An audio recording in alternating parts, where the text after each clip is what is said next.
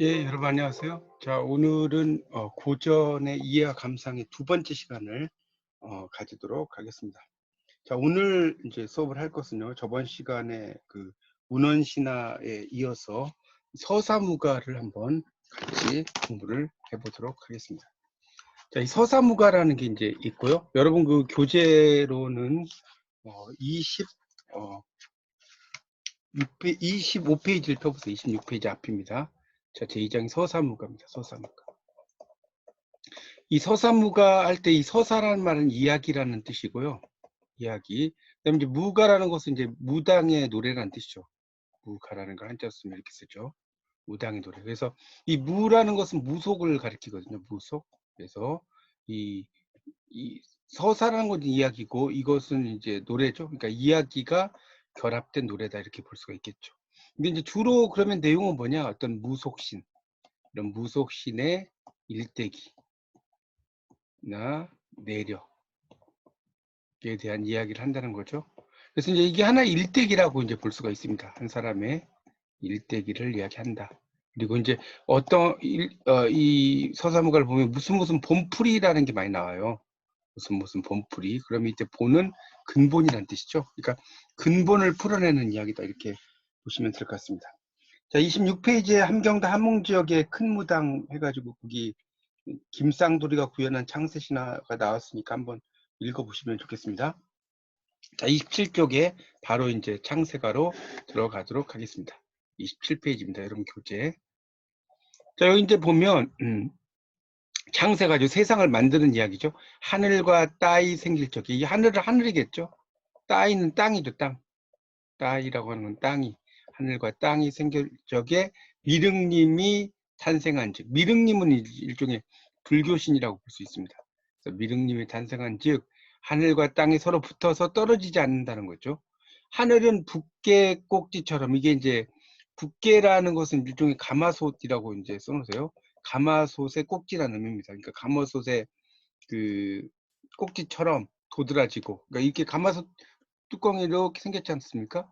이렇게. 그래서 땅은 사기, 네 기퉁이죠. 네 기퉁이.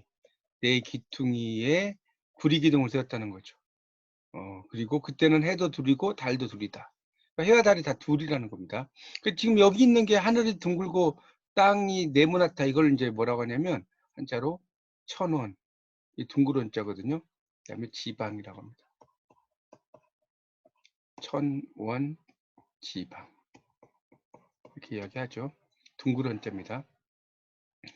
그래서 달 하나 떼어서 북두칠성, 남두칠성을 이제 만들었다는 거죠. 그다음에 해 하나 떼어서 큰 별을 마련하고 잔별은 백성의 직성을 마련했다. 직성은 밑에 나왔죠. 사람의 행년에 따라 운명을 관장하는 별이라고 나옵니다. 그래서 이제 큰 별은 임금과 대신별 이렇게 이제 만든다는 것이 나오고 있습니다. 자, 그 다음에 좀 건너뛰고요. 그래서 28쪽을 이제 보면 미렁님이 탄생하여 미륵님의 세월에는 생화식이 생화식이라는 건 뭡니까? 잡산이와 그러니까 이 생식과 화식이죠. 그러니까 이 생식이라는 게 날 것이죠. 플러스 이제 화식이니까. 화식은 이제 불에 구워서 먹는 거겠죠. 불 안이 넣고 생나다들 낫알 잡순다는 거죠. 그러니까 이게 일종의 그 생식이겠고요. 미렁님은 섬두리로 잡섰다는 거예요. 섬두리는 8번에 섬단이라고 나왔죠. 말두리로 잡숫고 이래서는 못할러라 이렇게 나오죠. 그래서 이제 그 물의 근본과 불의 근본을 이제 내어야 쓰겠다, 알아내야 되겠다 이런 식으로 이야기를 하는 거죠. 그러니까 결국은 이렇게 잘 드신다는 거죠, 식사를. 그럼 이걸 이제 뭐라고 하겠어요? 바로 거인신화라고 할 수가 있겠습니다. 거인신, 거인신적인 어떤 면모라는 것이죠. 이런 걸 볼 수가 있다는 것을 알 수 있겠습니다. 자, 그 다음엔 좀 이제 건너뛰고요. 그래서 30페이지 넘겨보시면 30페이지 삼취, 이게 이제 셈이라고 나왔죠. 솔솔 나와 물의 근본 위렁님 수와 근본을 알았으니 인간을 말아보세요. 자, 여기서 이제 인간이라고 하는 것은 지금 30페이지 나옵니다. 이때 인간은 인간 세상이라는 뜻이에요. 인간 세상을 말해보자. 그래서 옛날 예 시절에 미륵님이 한짝 손에 은쟁반 들고 한쪽 손에 금쟁반 들고 하늘에 축사하니 하늘에서 벌기, 이 벌기란 건 벌레예요, 벌레. 그러니까 이 벌레가 떨어져요. 떨어졌다는 뜻이겠죠. 금쟁반 5, 은쟁반 5. 그 벌레가 자라서, 그러니까 자랐다는 건 뭐겠어요? 성장했다는 뜻이겠죠.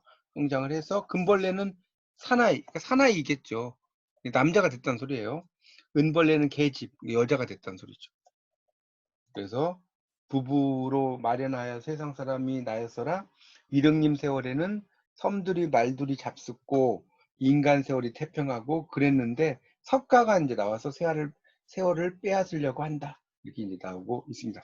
그러니까 지금 여기에 있는 이야기들을 이제 본다면 처음에 이제 하늘이 만들어진 거죠. 처음에. 그래서 천지가 개벽이 된 거죠. 그러다가 이제 하늘과 땅이 이제 분리가 되는 거죠. 그런 게 지금 나오는 거죠. 거기에서 이제 미륵이 나오는 것이고, 근데 미륵이 아주 대식을 한다는 거죠. 그런 것들 이야기하고요. 그래서 이제 이 불과 물의 근본, 이런 것의 근본을 이야기하려고 보니까 인간 세상을 이야기하는 거죠. 인간 세상. 인간이란 건 인간 세상이에요. 그런 것을 이야기한다고 볼 수 있습니다. 그러니까 원래 이제 그 근본적인 걸 보면 옛날에 이제 금쟁반과 은쟁반이 있었다. 근데 이 금쟁반에는 뭡니까? 해가 있고, 은쟁반에는 달이 있는 거죠. 그리고 이제 금쟁반에서는 금벌레가 5마리가 있고, 은쟁반에서는 은벌레가 5마리가 있어요. 그러니까 결국 이제 남자 5, 여자 5. 그러니까 이제 이 5쌍의 부부가 됐다는 거죠. 이 5쌍의 부부가 바로 이제 인류의 시작이 됐다. 이렇게 볼 수도 있다는 거죠. 이런 것들을 이제 그 비유적으로 이렇게 썼다는 거라고 볼 수 있습니다. 31쪽에 보면 그래서 미륵님 말씀이 아직은 내 세월이지 네 세월은 못 된다. 석가님의 말씀이 미륵님 세월은 다 갔다. 이제는 내 세월을 만들겠다.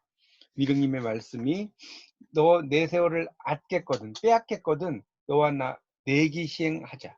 내기 시합을 하자는 거죠. 그러니까 이런 걸 이제 우리가 뭐라고 하겠습니까? 바로 이제 인간 세상 차지하기 경쟁이라고 할 수 있어요. 인간 세상 차지하기 경쟁이죠.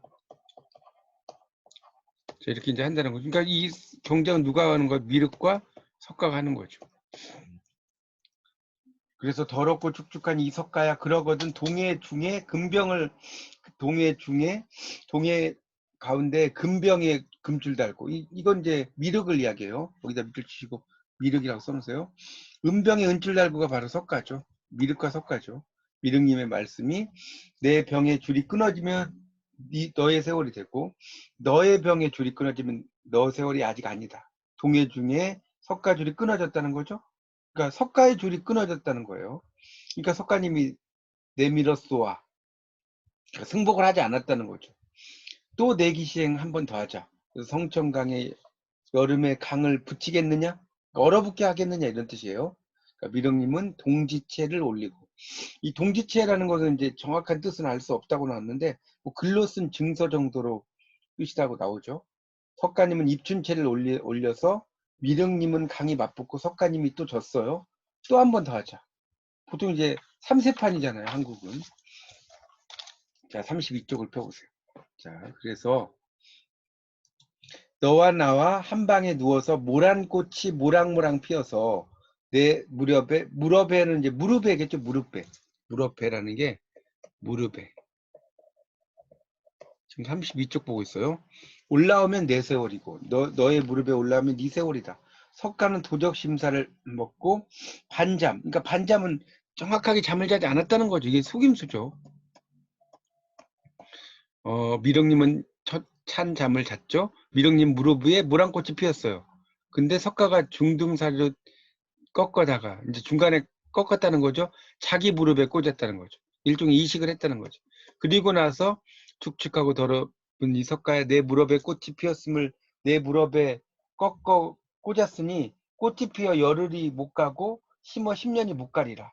미륵님이 석가에 넘어 성화를 받기 싫어 석가에게 세월을 주기로 해버렸다는 거죠. 뭐 그런 이야기가 쭉 나옵니다. 그러니까 이제 이 이야기를 보면 어떻습니까? 내기를 이제 계속 했는데 결국 이 속임수를 했고 또 이제 승패가 역전이 돼 버린 거죠. 그리고 이제 이걸 다시 승복을 하고 그래서 이제 다시 석가가 인간 세상을 차지하는 이야기죠. 뭐 그런 내용이라고 볼 수가 있겠습니다. 그런 내용 정도 이해하시면 될 것 같습니다. 그래서 33쪽에도 이제 뭐 여러 가지가 이제 나오는데 뭐 거기 있는 것들은 그냥 넘어가 될 것 같고, 그래서 이제 결국은 여기에 나오는 내용은 이제 이 천지 생성 시에 미륵이 탄생하는 이야기다, 이렇게 이제 볼 수가 있겠죠. 그래서 이제 천지가 나눠져요. 천지가 그 아직 나눠지기 전 미분이라고 하죠. 안일 밑자에 나눌 분자. 그래서 이제 하늘이 솟고 뭐 땅에 4개의 구리 기둥이 섰죠. 그리고 이제 그 여러 개의 해와 달을 조정해서 성신을 만들었고, 그다음에 해둘 달둘. 그래서 이제 뭐라고 그랬습니까? 달 하나에서 북두칠성, 또 이제 남두칠성 이런 게 있다고 그랬죠. 또 이제 해 하나에서는 이제 큰 별, 잔별 뭐 이런 것들이 이제 있었고, 그리고 이제 미륵은 거인신이니까 큰 옷을 지어 입고 대단한 식성이 있다고 그랬죠. 그래서 뭐 그런 내용이 또 쭉 나오고 있습니다.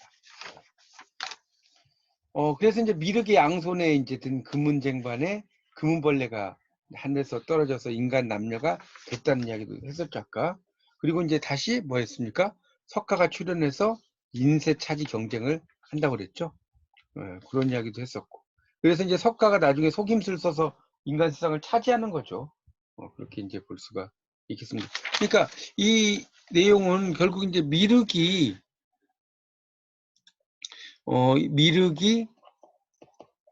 이회를 승리했죠. 그러다가 이제 마지막 판은 석가의 속임수였죠. 그러니까 우리가 이제 이 원시 신화를 다른 말로 고대 신화라고도 합니다. 고대 신화. 이 원시 신화의 특징은 당연히 두 신이 이제 대립을 하는 거죠. 두 신이 이렇게 대립을 해요. 그런데 당연히 뭐가 중요하겠어요? 승패가 중요하죠. 자, 그러면 승패는 중요한데 그러면 이 수단이라든가 과정 이런 것들은 중요하지 않다는 거예요. 이기면 된다는 거죠. 근데 이제 이게 나중에 중세 정도로 오다 보면 이 중세 신화로 가면 이제 종교가 생기고 다 보니까 윤리와 도덕들이 생겨나게 된다. 그런 내용이죠. 그래서 이제 결국은 이제 인간 세상에 부정한 연유가 석가의 속임수에 있었다. 그리고 이제 석가가 되어서 결국 이제 화식이 시작됐다는 거예요. 불에다가 익혀 먹는. 그 앞에는 이제 생식 화식이 있었죠. 그런 내용이 되겠습니다. 이제 그런 내용들로 이제 여러분이 쭉 생각을 하시면서 여기 지금 그 2장의 내용을 서사무가를 한번 쭉 여러분 읽어보시면 충분히 뭐 이해하시는데 어려움이 없을 것 같습니다. 자, 이상 강의 마치겠습니다. 다시 한번 여러분이 책을 보시고 잘 정리하시기 바랍니다. 감사합니다.